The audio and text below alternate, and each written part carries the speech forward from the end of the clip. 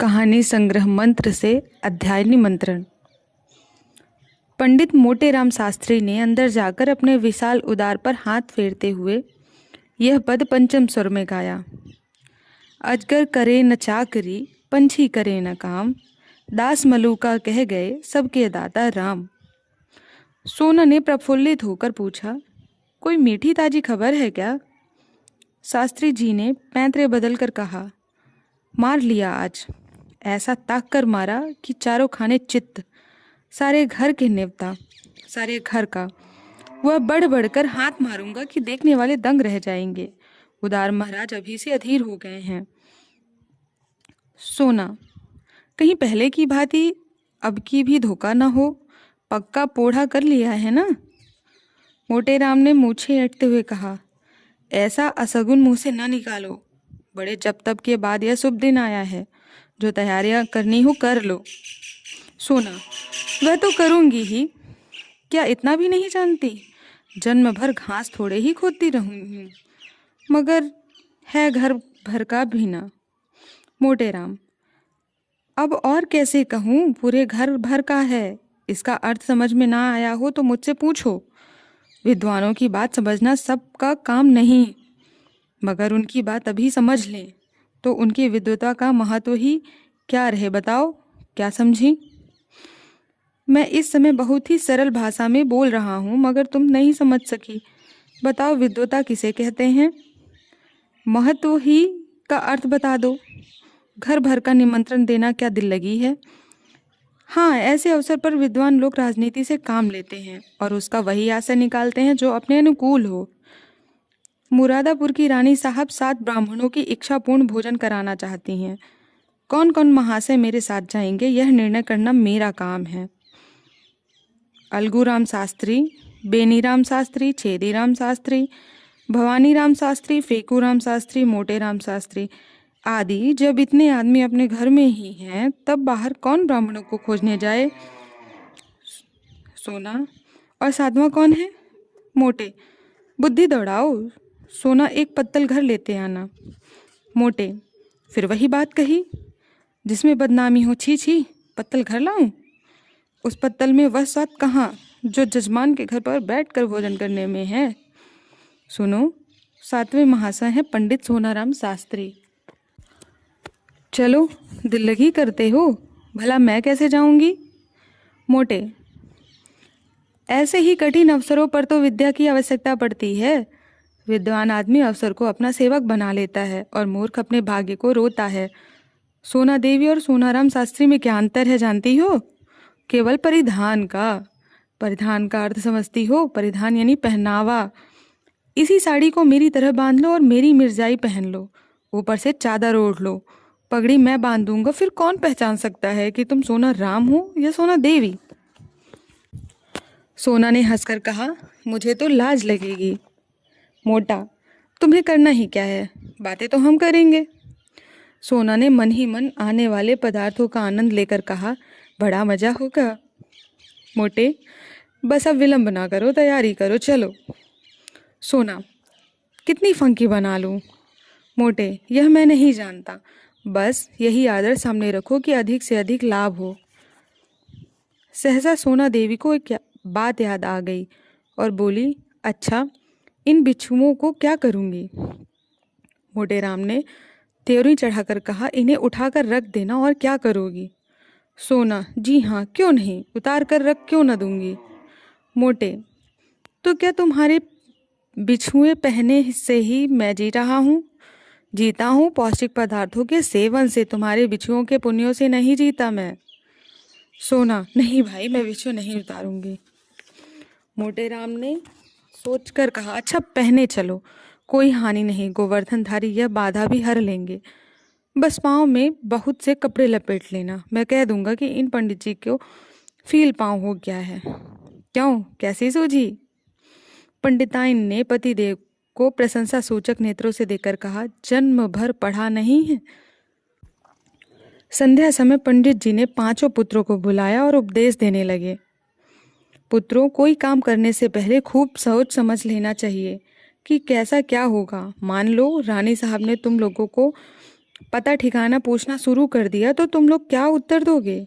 यह तो महान मूर्खता होगी कि तुम सब मेरा नाम लो। सोचो कितने कलंक और लज्जा की बात होगी कि मुझ जैसा विद्वान केवल भोजन के लिए इतना बड़ा कुचक्र रचे। इसलिए तुम सब थोड़ी देर के लिए भूल जाओ कि तुम सब मेरे पुत्र हो। कोई मेरा नाम ना बतलाना। संसार में नामों की कोई कमी नहीं। कोई अच्छा सा नाम चुनकर बता देना। पिता का नाम बदल लेने से कोई गाली नहीं लगती, कोई अपराध भी नहीं होता।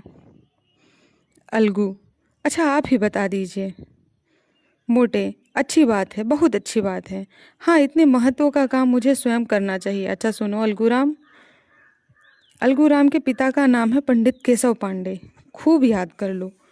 बेनीराम के पिता का नाम है पंडित मंगरू, खूब याद कर लेना। छेदीराम के पिता का नाम है पंडित दमड़ी तिवारी, बोलना नहीं।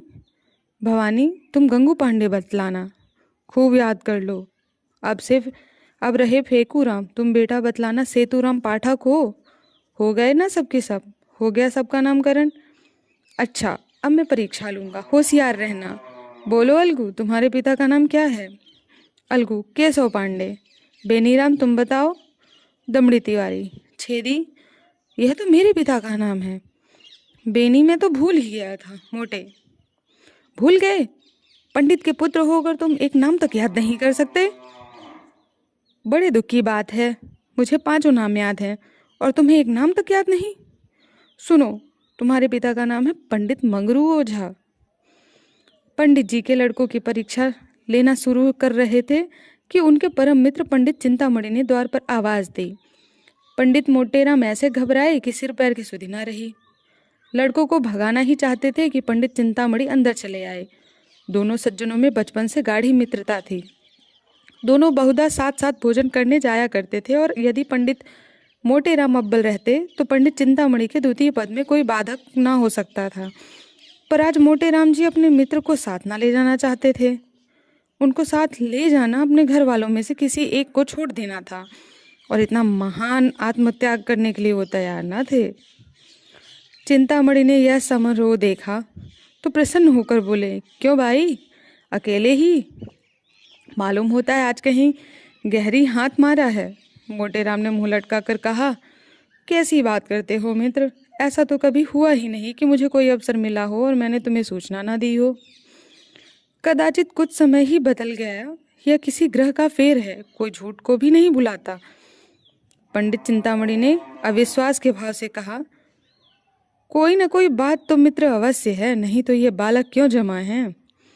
मोटेराम ने कहा, तुम्हारी इन्हीं बातों से मुझे क्रोध आता है। लड़कों की परीक्षा ले रहा हूँ, ब्राह्मण के लड़के हैं, 4 अक्षर पढ़े बिना इनको कौन पूछेगा? चिंतामणि को अब भी विश्वास न आया। उन्होंने सोचा, लड़कों से ही इस बात का पता लगा सकते हैं। फेकूराम का सबसे छोटा बेटा है, उसी से पूछा, क्या पढ़ रहे हो बेटा, हमें भी सुनाओ। मोटेराम ने फेकू को बोलने का अवसर ही नहीं दिया, डरे कि ये सारा भांडा फोड़ न दे। बोले, अभी यह क्या पढ़ेगा, दिन भर खेलता है। फेकूराम इतना बड़ा अपराध अपने नन्हे से सिर पर क्यों लेता? बाल दुर्लभ गर्व से बोला, हमको तो याद है, पंडित सेतुराम पाठक। हम याद भी कर ले, तिस पर भी कहते हैं, हरदम खेलता है। यह कहते हुए रोना शुरू किया। चिंतामणि ने बालक को गले लगा लिया और बोले, नहीं बेटा, तुमने अपना पाठ सुना दिया, तुम खूब पढ़ते हो। यह सेतुराम पाठक कौन है बेटा? मोटेराम ने बिगड़कर कहा, तुम भी लड़कों की बातों में आते हो, सुन लिया होगा किसी का नाम फेकू से, जो बाहर खेला है। चिंतामणि अपने मित्र की घबराहट देखकर समझ गए कि कोई न कोई रहस्य अवश्य ही है। बहुत दिमाग लड़ाने पर भी सेतुराम पाठक का आशय उसकी समझ में ना आया। अपने परम मित्र की इस कुटिलता पर मन में दुखित होकर बोले, अच्छा तो पाठ पढ़ाइए और परीक्षा लीजिए, मैं जाता हूँ। तुम इतने स्वार्थी हो इसका मुझे गुमान तक ना था। आज तुम्हारी मित्रता की परीक्षा हो ही गई। पंडित चिंतामणि बाहर चले गए। मोटेराम जी के पास उन्हें मनाने के लिए समय ना था, फिर परीक्षा लेने लगे। सोना ने कहा, मना लो, रूठे जाते हैं, फिर परीक्षा लेना। मोटेराम ने कहा, जब कोई काम पड़ेगा तो मना लूंगा, निमंत्रण की सूचना पाते ही इनका सारा क्रोध शांत हो जाएगा। हाँ भवानी, तुम्हारे पिता का नाम क्या है, बोलो। भवानी बोला, गंगू पांडे। मोटे ने कहा, और तुम्हारे पिता का नाम फेंकूं? फेंकू, बता तो दिया, उस पर कहते हैं पढ़ता नहीं। मोटे, हमें भी बता दो। फेंकू, सेतुराम पाठक तो है।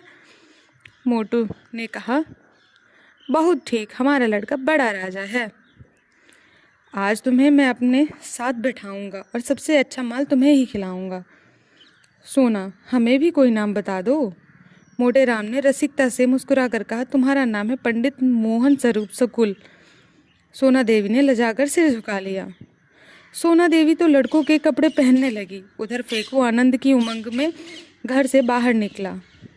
पंडित चिंतामणि रूठ कर तो चले गए थे, पर कुतूहल वाहस अभी तक द्वार पर दब के खड़े थे। इन बातों की भनक इतनी देर में उनके कानों में पड़ी। उसे यह तो ज्ञात हो गया कि कहीं निमंत्रण है, पर कहाँ है, कौन कौन से लोग निमंत्रित है, यह ज्ञात ना हुआ था।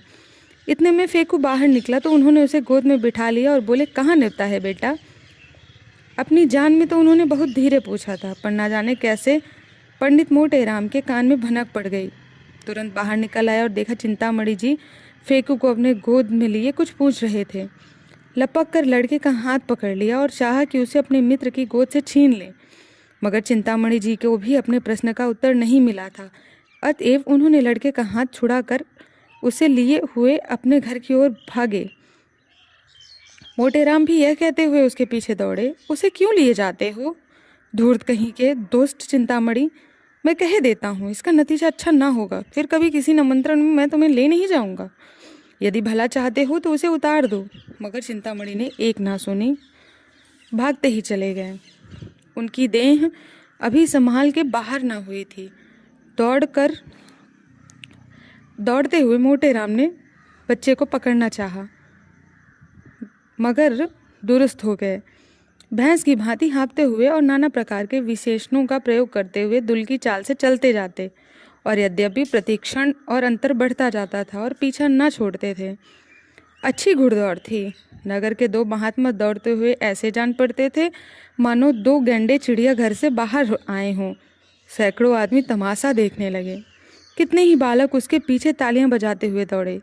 कदाचित यह दौड़ पंडित चिंतामणि के घर पर ही समाप्त होती, पर पंडित मोटेराम धोती के ढीले हो जाने के कारण उलझकर गिर पड़े।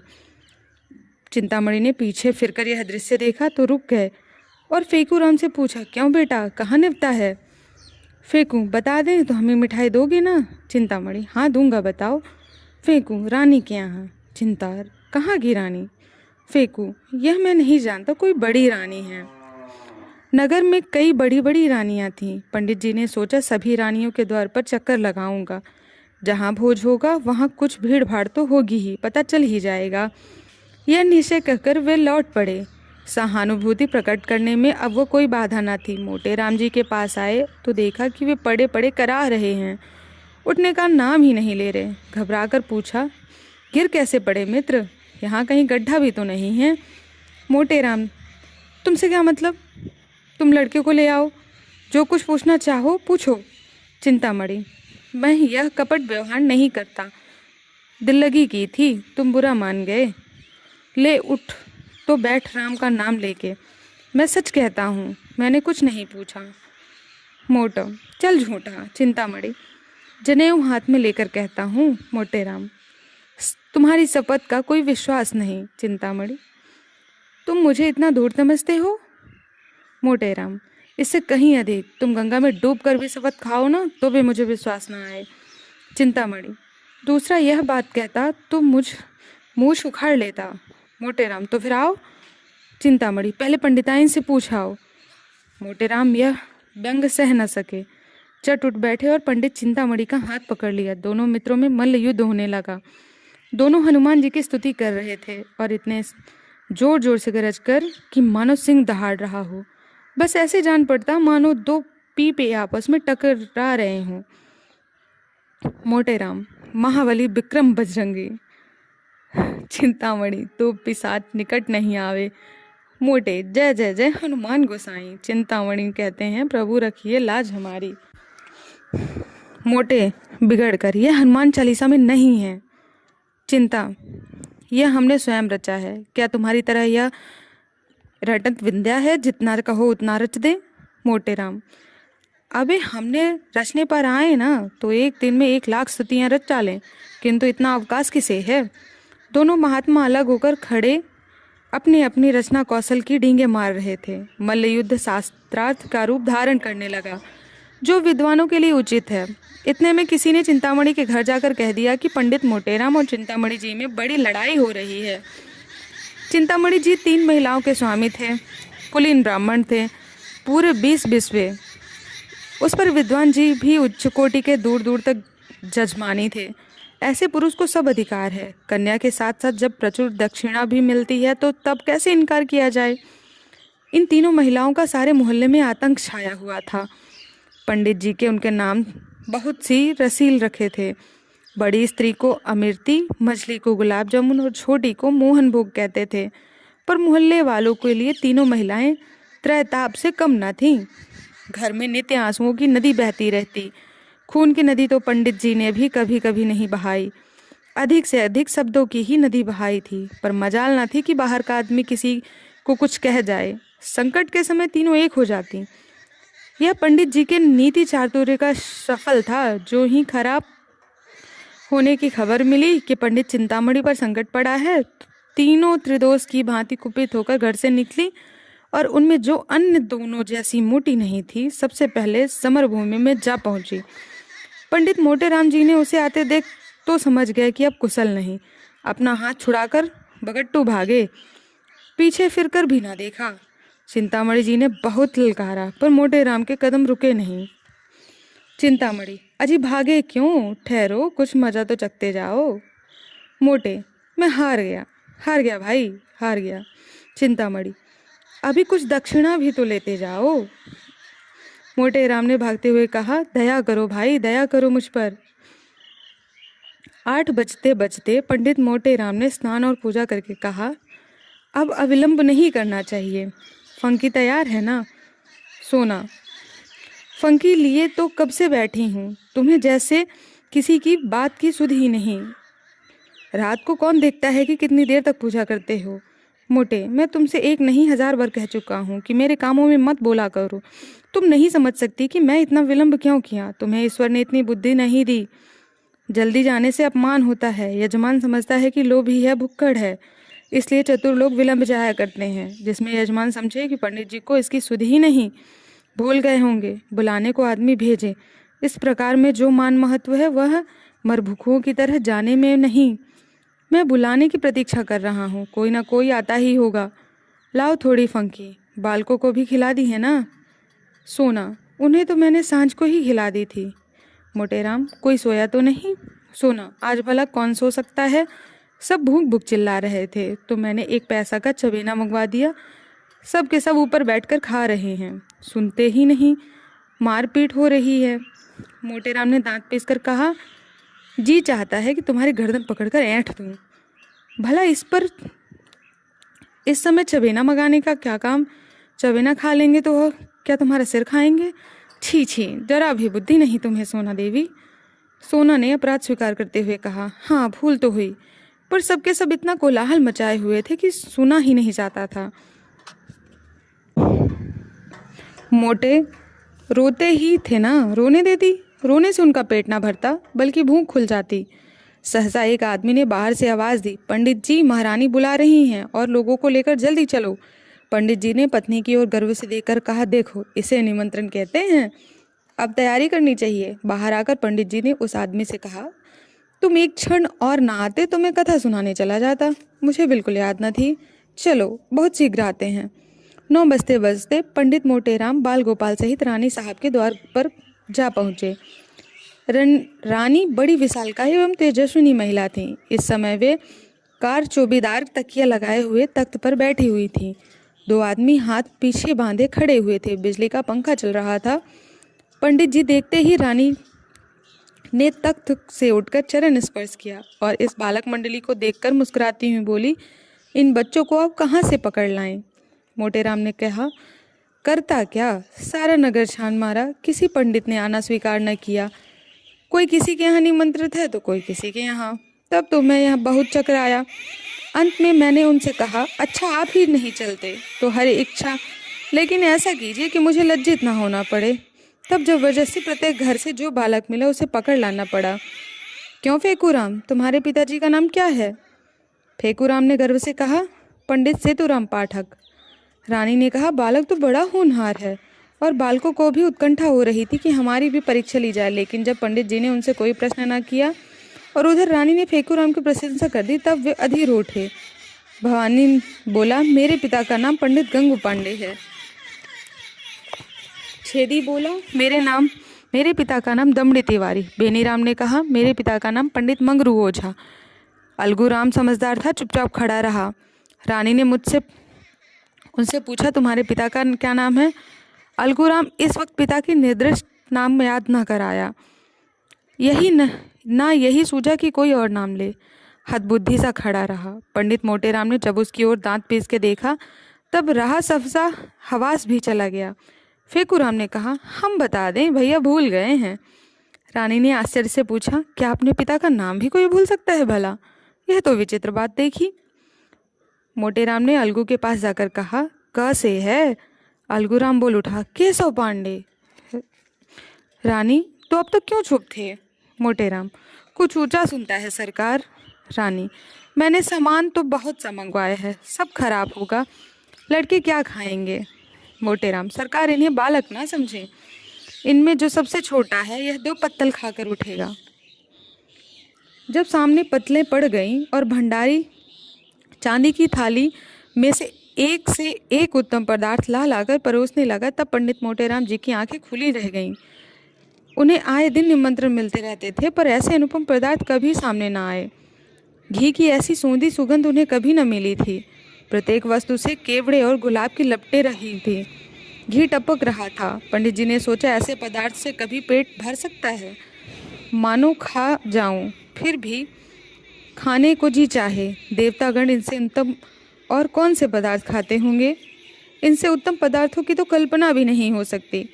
पंडित जी को इस वक्त अपने परम मित्र चिंतामणि की याद आ गई। अगर वे होते तो रंग जम जाता, उनके बिना रंग फीका रहेगा। यहाँ दूसरा कौन है जिससे लाग डांट करूं? लड़के 2 पत्तल में छू बोल जाएंगे। सोना देवी कुछ साथ देगी, मगर कब तक? चिंतामणि के बिना रंग न गठेगा। वे मुझे ललकारेंगे, मैं उन्हें ललकारूंगा। उस समय उमंग में पत्तलों की कौन गिनती करेगा? हमारी देखा देखी लड़के भी डट जाएंगे। ओह, बड़ी भूल हो गई। यह ख्याल मुझे पहले क्यों नहीं आया? रानी साहब से कहूँ, बुरा तो न मानेंगी। जो कल एक बार जोर तो लगाना ही चाहिए। तुरंत खड़े होकर रानी साहब से बोले, सरकार आज्ञा हो तो कुछ कहूँ? रानी ने कहा, कहिए। कहिए महाराज, क्या किसी की वस्तु की कमी है? मोटेराम ने कहा, नहीं सरकार, किसी बात की नहीं। ऐसा उत्तम पदार्थ तो मैंने कभी देखा भी ना था। सारे नगर में आपकी कीर्ति फैल जाएगी। मेरे एक परम मित्र पंडित चिंतामणि जी हैं, आज्ञा हो तो मैं उन्हें भी बुला लूं। बड़े विद्वान कर्मनिष्ठ ब्राह्मण हैं, उनके जोड़ का इस नगर में दूसरा नहीं है। मैं उन्हें निमंत्रण देना भूल गया, अभी अभी की सुधा आई है। रानी, आपकी इच्छा हो तो बुला लीजिए, मगर आने जाने में देर होगी और भोजन परोस दिया गया है। मोटेराम, मैं अभी आता हूँ सरकार, दौड़ता हुआ जाऊँगा और दौड़ता हुआ आऊँगा। रानी, मेरी मोटर ले लीजिए। रानी ने ऐसा कहा। जब पंडित जी चलने को तैयार हुए, तब सोना ने कहा, तुम्हें आज क्या हो गया है जी? उसे क्यों बुला रहे हो? मोटेराम, कोई साथ देने वाला भी तो चाहिए। सोना, मैं क्या तुमसे दब जाती? पंडित जी ने मुस्कुराकर कहा, तुम जानती नहीं, घर की बात है और दंगल की बात है। पुराना खिलाड़ी मैदान में जाकर जितना नाम करेगा उतना नया पट्टा नहीं कर सकता। वहाँ बल का काम नहीं, साहस का काम है। बस यहाँ भी वह हाल समझो, झंडे काट दूंगा, समझ लेना।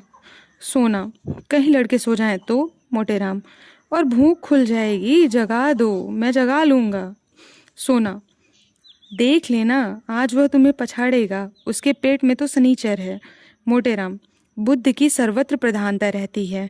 यह ना समझो कि भोजन करने की कोई विद्या ही नहीं, इसका भी एक शास्त्र है जिसे मथुरा के शनिचरानंद महाराज ने रचा है। चतुर आदमी थोड़ी सी जगह में गृहस्थी का सब सामान रख लेता है। अनाड़ी बहुत सी जगह में भी यही सोचता रहता है कि कौन वस्तु कहाँ रखूं। गंवार आदमी पहले से ही हक्का बक्का रखने लगता है और चट एक लोटा पानी पीकर अफरा तफरा हो जाता है। चतुर आदमी बड़ी सावधानी से खाता है।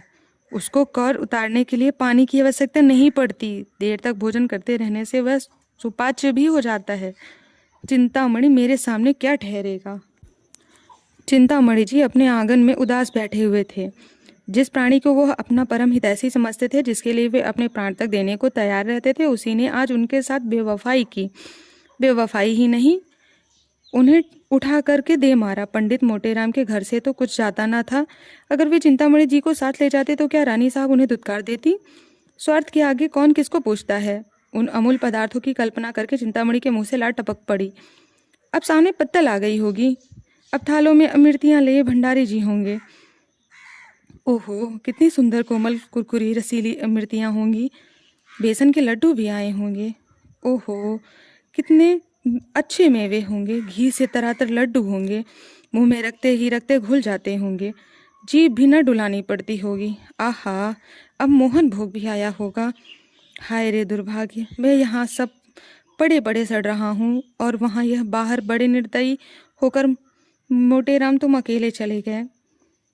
अमृति देवी बोली, तुम इतनी दिल छोटा क्यों करते हो? पितृपक्ष भी तो आ रहा है। ऐसे ऐसे ना जाने कितने आएंगे। चिंतामणि बोले, आज किसी अभागे का मुंह देखकर उठा था। लाओ तो पात्रा देखूं कौन सा मुहूर्त है। अब नहीं रहा जाता, सारा नगर छानूंगा, कहीं तो पता चलेगा ही। नासिका तो दाहिनी चल रही है। एकाएक मोटर की आवाज आई। उसके प्रकाश से पंडित जी का सारा घर चकमगा गया। वे खिड़की से झांकने लगे तो मोटेराम को मोटर से उतरते देखा। एक लंबी सांस लेकर चारपाई पर गिर पड़े। मन में कहा कि दुष्ट भोजन करके अब यहाँ मुझे बखान करने आया है। अमृति देवी ने पूछा, कौन है? दाढ़ी हजार इतनी रात को जगावत है। मोटेराम, हम हैं, हम, गाली न दो। अमृति, अरे मुँह जाओ से, तय कौन है? कहते हैं हम हैं हम, को जाने तू कौन है। मोटेराम, अरे हमारी बोली नहीं पहचानती हो? खूब पहचान लो, हम हैं तुम्हारे देवर। अमृति, ए दूर, तोरे मुँह में का लागे? तोर लहास उठे, हमार देवर बनत है, दाढ़ी हजार। मोटे, अरे हम हैं मोटेराम शास्त्री, क्या इतना भी नहीं पहचानती? चिंतामणि में घर में है। अमृति ने किवाड़ खोल दिया और तिरस्कार भाव से बोली, अरे तुम थे तो नाम क्यों नहीं बताते? जब इतनी गालियां खा ली तो बोल निकला। क्या है बताओ? मोटेराम ने कहा, कुछ नहीं, चिंतामणि को शुभ संवाद देने आया हूँ। रानी साहब ने उन्हें याद किया है। अमृति, भोजन के बाद बुलाकर क्या करेंगी? मोटेराम, अभी भोजन कहाँ हुआ। मैंने जब इनकी विद्या कर्मनिष्ठा सदाचार की प्रशंसा की तब रानी मंत्र मुक्त होकर मुझसे कहा, जाओ उन्हें मोटर पर ले आओ। क्या सो गए? चिंतामणि चारपाई पर पड़े पड़े सुन रहे थे। जी में आता था चलकर मोटेराम के चरणों पर गिर पड़ूं। उनके विषय में अब तक जितने कुत्सित विचार उठे थे सब लुप्त हो गए। ग्लानि का आविर्भाव हुआ और रोने लगे। अरे भाई, आते हो या सोते ही रहोगे? यह कहते हुए मोटेराम उनके सामने जा खड़े हुए। चिंतामणि, तब क्यों ना ले गए? जब इतनी दुर्दशा कर लिए तब आए हो? अभी तक पेट में दर्द हो रहा है। मोटेराम, अजी वह तरमल खिलाऊंगा कि सारा दर्द वर्द सब भाग जाएगा। तुम्हारे यजमानों को भी ऐसे पदार्थ मैसर ना हुए होंगे। आज तुम्हें बदकर पछाड़ूंगा। चिंतामणि, तुम बेचारे, मुझे क्या पछाड़ोगे? सारे शहर में तो कोई ऐसा माई का लाल पैदा ही नहीं हुआ जो मुझे पछाड़ दे। मोटेराम, अजी यहाँ बरसों की तपस्या है। भंडारे का भंडारा साफ कर दें और इच्छा ज्यों की त्यों बनी रहे। बस यही समझ लो कि भोजन करके हम खड़े नहीं रह सकते। चलना तो दूर की बात है, गाड़ी पर लाद कर आते हैं।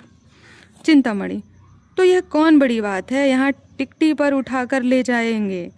ऐसी ऐसी डगारे लेते हैं कि जान पड़ता है बम गोला छूट रहा है। एक बार खोपिया पुलिस ने बम गोले का संदेह कर घर की तलाशी ले ली थी। मोटेराम, झूठ बोलते हो, कोई इस तरह नहीं डगा सकता। चिंतामणि, अच्छा तो आकर सुन लेना, डरकर भाग ना जाओ तो कहना। एक क्षण में दोनों मित्र मोटर पर बैठकर चले। रास्ते में पंडित चिंतामणि को शंका हुई कि कहीं ऐसा न हो कि पंडित मोटेराम का पिछलग्गू समझ जाऊं और मेरा यथेष्ट सम्मान न हो। उधर पंडित मोटेराम को भी भय हुआ कि वहां से मेरे प्रतिद्वंदी न बन जाए और रानी साहब का अपना रंग न जमा ले। दोनों अपने अपने मनसूबे बांधने लगे। ज्यों ही मोटर पर रानी के भवन पर पहुंचे, दोनों उतरे। अब मोटेराम चाहते थे कि पहले मैं रानी के पास पहुंच जाऊं और कह दूं कि पंडित को ले आया, और चिंतामणि चाहते थे कि मैं पहले रानी के पास पहुंचूं और अपना रंग जमा दूं। दोनों कदम बढ़ाने लगे। चिंतामणि हल्के होने के कारण जरा आगे बढ़ गए तो पंडित मोटेराम दौड़ने लगे। चिंतामणि भी दौड़ पड़े। घुड़दौड़ सी होने लगी। मालूम होता था कि दो गैंडे भागे जा रहे हैं। अंत में मोटे राम ने हाँफते हुए कहा, राजसभा में दौड़ते हुए जाना उचित नहीं। चिंतामणि, तो तुम धीरे धीरे जाओ ना, दौड़ने को कौन कहता है। मोटे राम, जरा रुक जाओ, मेरे पैर में कांटा गड़ गया है। चिंतामणि, तो निकाल लो, तब तक मैं चलता हूँ। मोटे राम, मैं ना कहता तो रानी तुम्हें पूछती भी नहीं। मोटे राम ने बहुत बहाने किए पर चिंतामणि ने एक ना सुनी। भवन में पहुँचे। रानी साहब बैठी कुछ लिख रही थीं और रह रहकर द्वार की ओर तक रही थीं कि सहसा पंडित चिंतामणि उनके सामने आ खड़े हुए और यूं स्तुति करने लगे, हे यशोदे, तू बालक के सौ मुरार नामा। रानी, क्या मतलब? अपना मतलब कहो। चिंतामणि, सरकार को आशीर्वाद देता हूँ। सरकार ने इस दास चिंतामणि को निमंत्रित करके कितना अनुग्रसित किया, उसका बखान शेषनाग अपनी सहन जीवा द्वारा नहीं कर सकते। रानी, तुम्हारा ही नाम चिंतामणि है? वे कह रहे गए। पंडित, मोटे राम सासी कहाँ रह गए? चिंतामणि, पीछे आ रहे हैं सरकार, मेरे बराबर आ सकता है भला, मेरा तो शिष्य है। रानी, अच्छा तो वे आपके शिष्य हैं?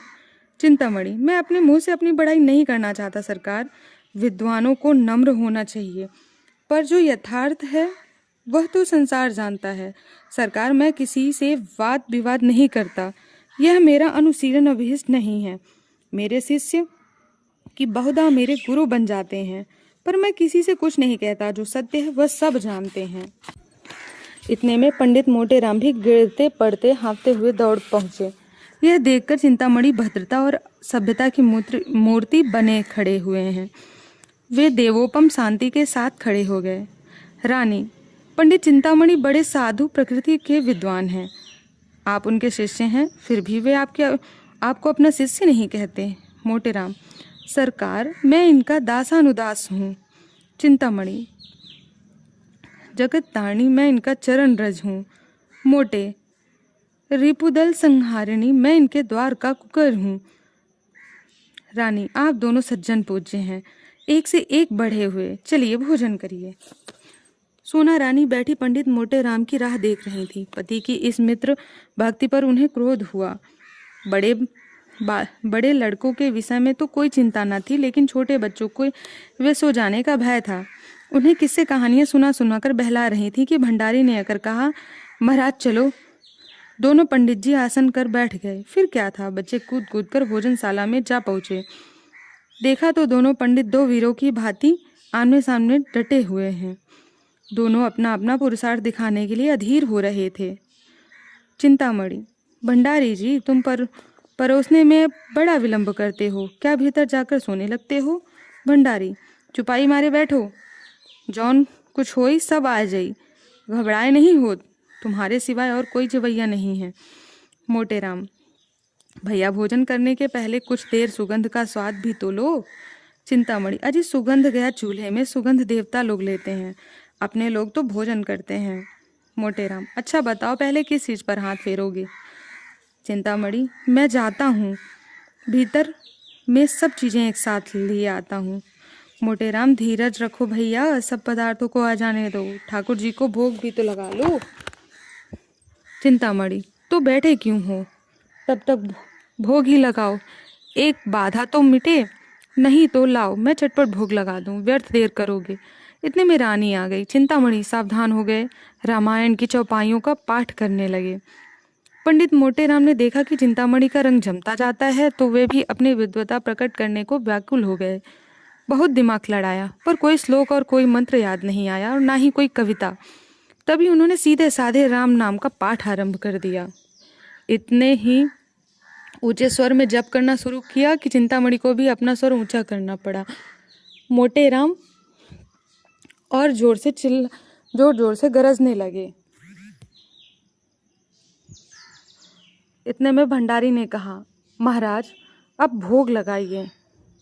यह सुनकर उस प्रतिस्पर्धा का अंत हुआ। भोग की तैयारी हुई, बाल वृद्ध सजग हो गए। किसी ने घंटा लिया, किसी ने घड़ियाल, किसी ने शंख, किसी ने करताल और चिंतामणि ने आरती उठा ली। मोटे राम मन में ऐंठ कर रह गए। रानी के समीप जाने का यह अवसर उनके हाथ से निकल गया, पर यह किसे मालूम था कि विधि वाम उधर कुछ और ही कुटिल क्रीड़ा कर रहा है।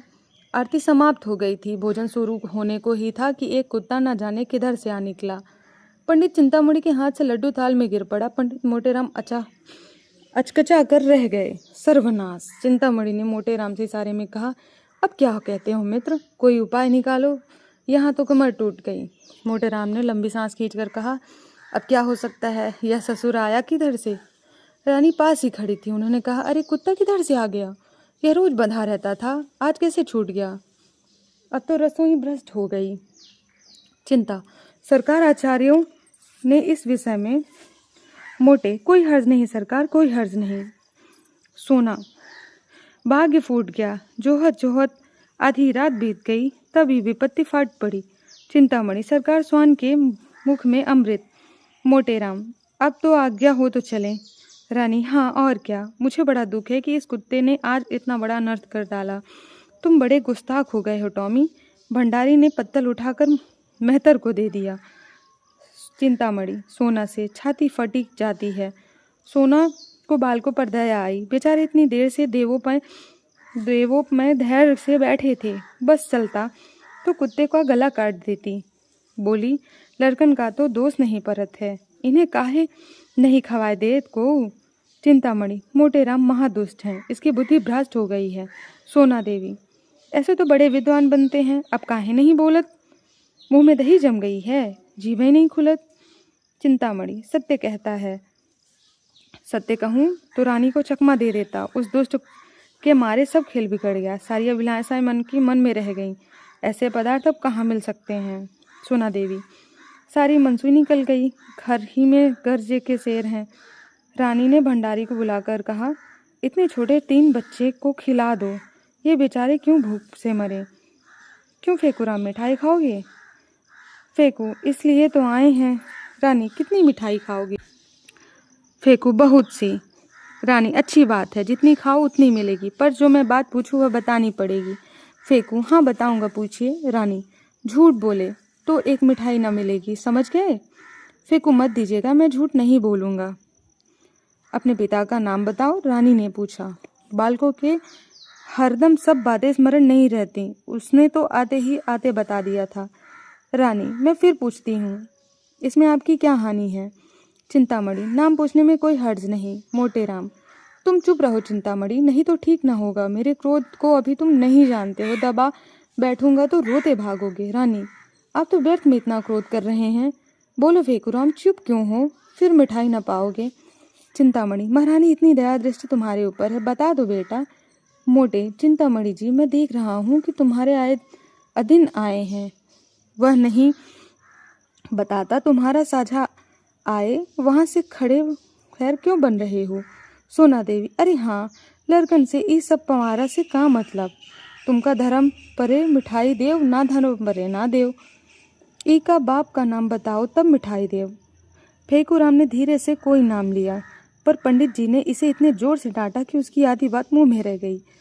रानी ने कहा, क्यों डांटते हो उसे, बोलने क्यों नहीं देते? बोलो बेटा। मोटेराम ने कहा, आप हमें अपने द्वार पर बुलाकर हमारा अपमान कर रही हैं। चिंतामणि इसमें वैसे अपमान की तो कोई बात नहीं है भाई। मोटेराम अब हम इस द्वार पर कभी नहीं आएंगे, यहाँ सत्पुरुषों का अपमान किया जाता है। अलगू कहिए तो मैं चिंतामणि को एक पटकन दूं। मोटेराम नहीं बेटा, दुष्टों को परमात्मा स्वयं दंड देता है। चलो यहाँ से चलो, अब करना, तभी तो देश में आग लगी हुई है। चिंतामणि मोटेराम महारानी के सामने इतनी कटु बातें तो नहीं करनी चाहिए। मोटेराम बस चुप रहिए, नहीं तो सारा क्रोध तुम्हारे ऊपर सर जाएगा। माता पिता का पता नहीं ब्राह्मण बनने चले हैं, तुम्हें कौन कहता है ब्राह्मण? चिंतामणि जो कुछ मन चाहे कह लो, चंद्रमा पर थूकने से तो अपने मुंह पर ही गिरता है। जब तुम पर एक धर्म का लक्षण नहीं हो तब तुमसे क्या बातें करूं? ब्राह्मण को धैर्य रखना चाहिए। मोटेराम ने कहा, पेट के गुलाम हो तुम चिंतामणि, ठाकुर सोहाती कर रहे हो कि एक आध पत्थर मिल जाए, यहाँ मर्यादा का पालन करते हैं। चिंतामणि ने कहा, कह तो दिया भाई कि तुम बड़े हो मैं छोटा, और अब क्या कहूँ? तुम सत्य कहते हो कि मैं ब्राह्मण नहीं शूद्र हूँ। रानी ऐसा ना कहिए चिंतामणि जी, इसका बदला ना लिया तो कहना। यह कहते हुए पंडित मोटेराम बालक वृंद के साथ बाहर चले आए और भाग्य को कोसते हुए घर चले गए। बार बार पछता रहे थे कि दुष्ट चिंतामणि को क्यों बुलाया। सोना देवी ने कहा, भंडा फूटत फूटत बच गया। फेकुआ नाव बताए देता। काहे रे, अपने बाप बेकर नाव बताए देते। फेंकू, और क्या, वे तो सच सच पूछती थी। मोटेराम चिंतामणि ने रंग जमा लिया। अब आनंद से भोजन करेगा। सोना देवी तुम्हारे को विद्या न काम आई, वो तौन बाजी मार ले गया। मोटेराम ने कहा, मैं तो जानता हूँ, रानी ने जानबूझकर कुत्ते को बुला लिया। सोना देवी, मैं तो ओकरा मुँह देखत तड़ गई कि हमका पहचान गई। इधर तो ये लोग पछताते चले, उधर चिंतामणि की 5 उंगलियां घी में थी। आसन मारे भोजन कर रहे थे। रानी अपने हाथों से मिठाइयाँ परोस रही थी। वार्तालाप भी होता जा रहा था। रानी, बड़ा धूर्त है, मैं बाल को देखते ही समझ गई। अपनी स्त्री को भेष बदल कर लाते उसे लज्जा ना आई। चिंतामणि मुझे कोस रहे होंगे।